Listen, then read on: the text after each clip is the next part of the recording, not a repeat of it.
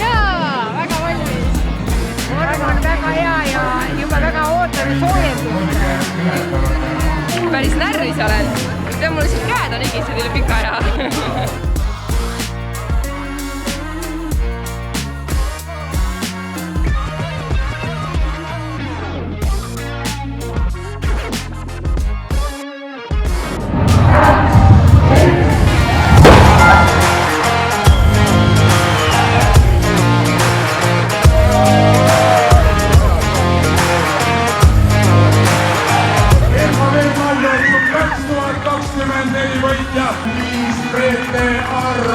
Rada oli mõnus, suhteliselt kiire, et täna oli kohe plaan nii, et tempo peale ja vaatame, mis tuleb.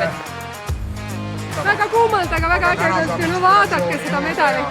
Natuke raske oli, ma ei ole septembris saati jooksnud, aga tehtud. Raske, aga mõnus, alati raske on hea jooksu rajada. Ilm on super ja seltskond oli veel rohkem super. Isegi autod üürgasid sellest naise energiast. Väga toredad inimesed on rajal ja tee ääres ja igal pool. Esimene kord joosta kuskil jooksuvõistlusel. See on super tunne, elagu Eesti, Slava Ukraini, elagu Seto kuningriik!